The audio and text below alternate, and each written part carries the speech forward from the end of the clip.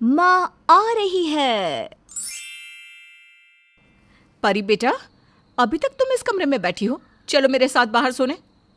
परी बाहर क्यों सोएगी? हमारा कमरा है ना। हमारा नहीं, सिर्फ तुम्हारा।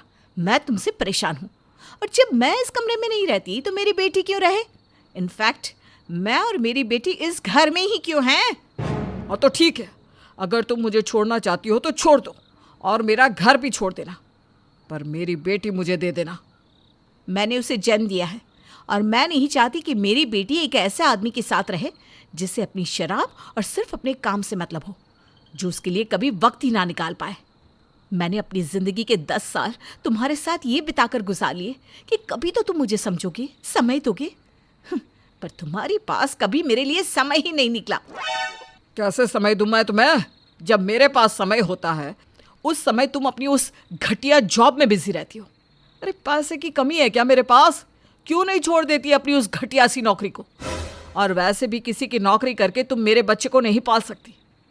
और एक बात, कुछ पार्टी ऐसी होती है जिनके साथ उठना बैठना होता है, और अगर कभी कभी थोड़ी सी शराब पी लेता हूँ तो वो मेरी मजबूरी होती है। तुम ऐसे मत जताया करो जैसे मैं कोई नशेड़ी हूँ, और ये सब मैं हमारे लिए ही करता हूँ। निशा बस विक्रम का साथ और उसका प्यार चाहती थी, पर विक्रम अपने काम और दोस्ती यारी में इतना बिजी था कि ना वो अपनी बीवी को समय देता और ना ही अपनी 7 साल की बेटी परी को। परी अपने पापा के प्यार के लिए तरस रही थी, तो वहीं निशा और विक्रम की लड़ाई धीरे धीरे बढ़ने लगती है, और आज लड़ाई इस हद तक पहुंच जाती है कि वो दोनों एक दूसरे से अलग होने की बातें करते हैं। अपनी गलतियों को छुपाने के लिए प्लीज ये झूठ मत कहो कि तुम जो कुछ कर रहे हो हमारे लिए कर रहे हो, क्योंकि तुम जो भी करते हो ना, उससे हम खुश नहीं हैं, और ये सब कुछ तुम हमारे लिए नहीं अपने लिए कर रहे हो, और इसलिए अब मेरा इस घर में तुम्हारे साथ रहने का दिल ही नहीं करता। दम घुटता है यहाँ मेरा। मेरा भी दम घुटने लगा है रोज की तुम्हारी इस फिजूल की बातों से। हाँ तो फिर ठीक है ना, हम अलग हो जाते हैं, तुम अपने रास्ते, मैं अपने रास्ते। चलो परी बेटा, अब से तुम सिर्फ और सिर्फ मेरे साथ रहोगी। इतना बोलकर निशा परी को खींच कर ले जाने लगती है, पर तभी विक्रम परी को रोक लेता है। अपने माता पिता के बीच की लड़ाई देखकर परी डर जाती है। अब इसी तरह से कुछ दिन बीत जाते हैं, और निशा और विक्रम कोर्ट में अपने डिवोर्स की एप्लीकेशन डाल देते हैं, जहां दोनों परी को अपनी कस्टडी में लेने के लिए पूरा जोर लगा रहे थे।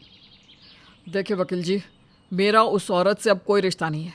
आप जल्द से जल्द हमारा डिवोर्स करवाओ और मेरी बेटी की कस्टडी मुझे दिलवाओ। मेरी बेटी मेरे साथ रहेगी, ना कि उस घटिया औरत के साथ। मैं कल कोर्ट में पूरी कोशिश करूंगा कि परी की कस्टडी तुम्हें ही मिले, पर जज साहब एक बार उस बच्चे से उसकी राय ज़रूर पूछेंगे, और अगर परी ने अपनी माँ के साथ रहने का फैसला कर लिया तो फिर मैं भी कुछ नहीं कर पाऊंगा। मैं ऐसा नहीं होने दूंगा।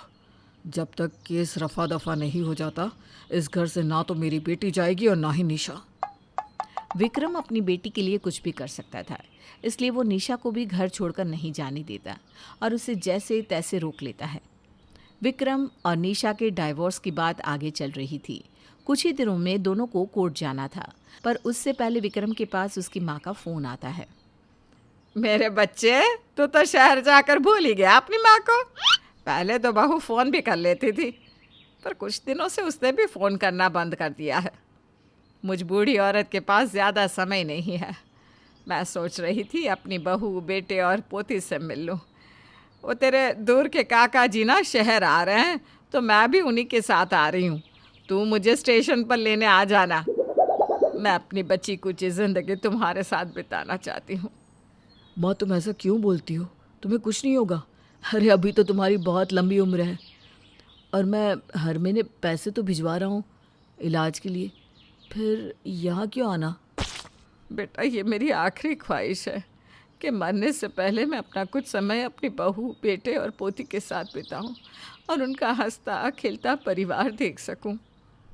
जब विक्रम को ये पता चलता है कि उसकी माँ की आखिरी ख्वाहिश उसका बसता हुआ घर है, तो वो अपनी माँ को कुछ नहीं बता पाता और निशा के पास जाकर हाथ जोड़कर कहता है, मैं जानता हूँ कि तुम मुझे अब नहीं झेल पा रही हो, पर मैं तुम्हारे आगे हाथ जोड़ता हूँ। कल माँ आ रही है, और जब तक माँ है तब तक इस घर में पहले की तरह रह लो। मैं अपने सामने अपनी माँ को मरता नहीं देख सकता। अगर उन्हें पता चला कि हम अलग हो रहे हैं तो प्लीज़ जब तक माँ यहाँ है छोटा सा नाटक कर लो, उन्हें कुछ पता नहीं चलना चाहिए। मैं तुम्हारी तरह नहीं हूँ। मैं किसी और के किए की सज़ा किसी और को नहीं देती। और अगर माँ जी तुम्हारी माँ है तो मेरी सास है। उन्होंने मुझे माँ से भी बढ़कर प्यार दिया है। मैं उनके लिए कुछ भी कर सकती हूँ। फिर कुछ दिन का नाटक किया है। विक्रम के कहने पर निशा मान जाती है। अगले दिन जब उषा घर आती है तो विक्रम और निशा पहले की तरह अपनी माँ के सामने हंसी खुशी रहते हैं। पर उन दोनों के बीच का मनमुटाव कहीं ना कहीं उषा को नजर आ जाता है। ऐसे ही एक दिन जब पूरा परिवार साथ में खाना खा रहा था। पापा, आपको पता है आज मुझे बहुत अच्छा लग रहा है। आप दोनों आपस में लड़ भी नहीं रहे। कितने सालों बाद हम एक साथ आज खाना खा रहे हैं। दादी, आपको पता है? परी बेटा, दादी बहुत थक गई है और उनकी तबीयत भी खराब है ना, उन्हें आराम करने दो। बाकी की बातें कल करना। हाँ परी बेटा, जब तक हम कमरे में चलकर सोते हैं मम्मा भी आ जाएगी। सही कहा ना मैंने निशा, तुम आ जाओगी ना? इतना बोलकर विक्रम परी को लेकर अपने साथ जाता है। निशा सास को दवाई देकर हॉल में जाकर सो जाती है और जब उषा इस बारे में उससे पूछती है तो निशा बहाना मार देती है। अपने बेटे और बहू के बीच की दूरियां देखकर उषा को एहसास हो जाता है कि उनके बेटे बहू के बीच में कुछ तो सही नहीं चल रहा और इसलिए वो आसपास के लोगों से पूछताछ करती है। पूछताछ करने पर उसे पता चलता है कि उसके बेटे और बहू अलग होना चाहते हैं। ये सुनकर तो मानो जैसे उषा के ऊपर दुखों का पहाड़ टूट पड़ता है। मेरे बेटे बहू अलग होना चाहते हैं, इतनी बड़ी बात हो गई और मुझे पता भी नहीं चली। मैं अपने बेटे बहू को अलग नहीं होने दे सकती। मुझे कुछ भी करना पड़े पर मैं उनकी गृहस्थी उजड़ने नहीं दूंगी। उषा को जैसे ही सच्चाई का पता चलता है वो अपने बेटे बहू को एक करने में लग जाती है। ये क्या बेटा, तू तो बस अपने बिजनेस में लगा रहता है। कभी इस पार्टी से मिलता है, कभी उस पार्टी से।